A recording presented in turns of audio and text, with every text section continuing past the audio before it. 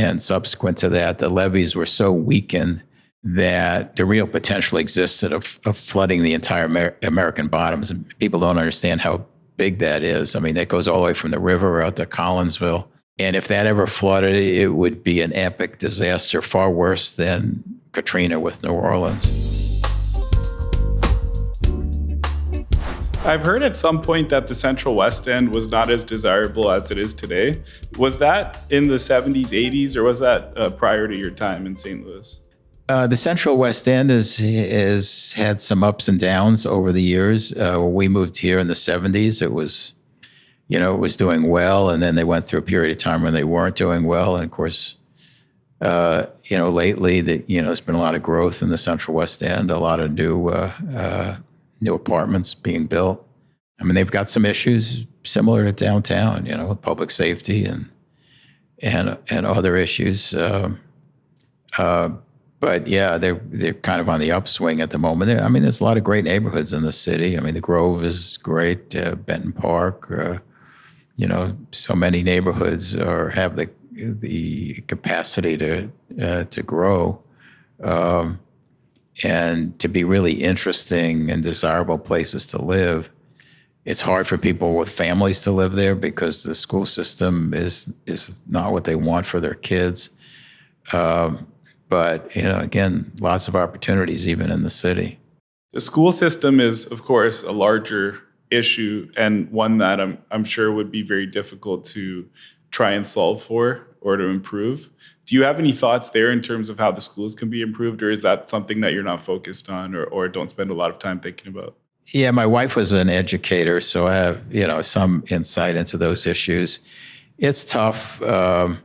People put a lot of burden on the school system itself, but it's hard to separate the school system from the families that they serve.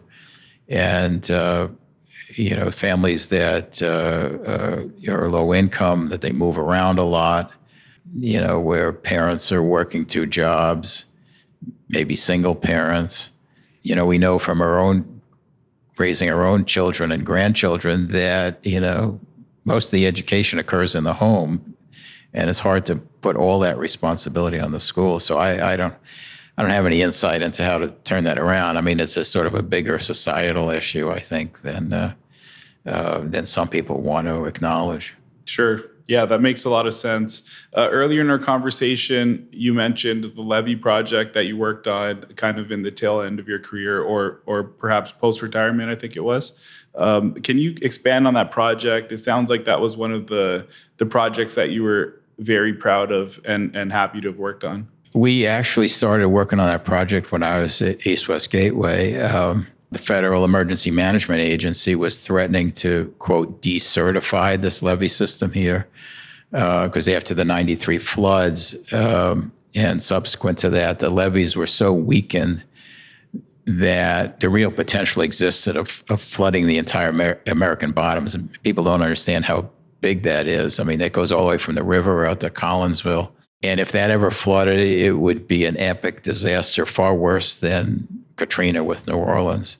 All of the environmental issues from the industries on the riverfront, all the communities, whether it's East St. Louis or Granite City, and all the communities along the river, would be destroyed if that ever flooded. So we put together a plan. And people here had, they understood the implications of it. If those levees were decertified, people wouldn't be able to get flood insurance, or it would be so costly that they couldn't afford it. It would be an economic nightmare of epic proportions for the Illinois portion of the region and all the big businesses along the river. So we put together a plan to collect a small sales tax from three counties, St. Clair, Madison, Monroe. Initially, we went to the Corps of Engineers, and because the Corps of Engineers is primarily responsible for building and maintaining levees, and and said, well, we'll use our local taxes as match for the federal dollars. Tell us how long it would take you to do the project and how much money you needed. And so they told us they could do it, and it would take probably up to 2044 to get the levees rebuilt. So we immediately went to work on figuring out how to do this project ourselves. And ultimately, we did it basically for half or less the cost that the Corps of Engineers was proposing. Got it done in a relatively short period of time. Those areas are now protected. Levees are, not a great thing necessarily, and I was generally not supportive of levees. But we have all these communities that have existed for 100 years. Many of them poor communities. We couldn't risk destroying those communities and the businesses on the levee. So. Yeah, we did it. We had some good design consultants and contractors that got the job done. We developed relationships with organized labor, and they were just absolutely terrific in supporting the project and making it all work. So yeah, I was pretty proud of that accomplishment. That is a major accomplishment. And we're talking as far north as Alton and as far south as Columbia. Is that about right? Yeah, up to Alton and Wood River and all the way down to Columbia and Waterloo. Got it. Yeah, that's a massive project, and I'm glad you were working on it. Yeah, I'm glad I was too. I had a lot of fun actually getting it done.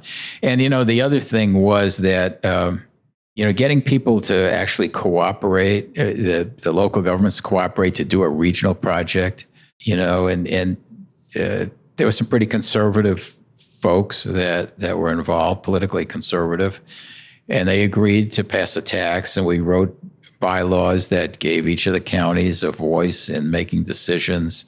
We never had any disagreement. We had a board of, I think it was 3 people from each county, terrific people.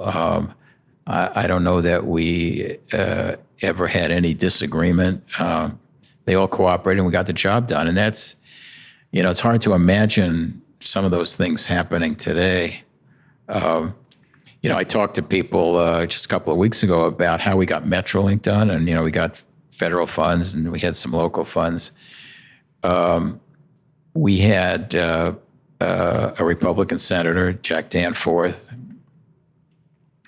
Democratic senator from Illinois, Dick Durbin, Republican congressman and Democratic congressman from both states, all working together to get us the funds to do that project. It's hard to even imagine anything like that happening today, given the political divisions we have in this country and this region.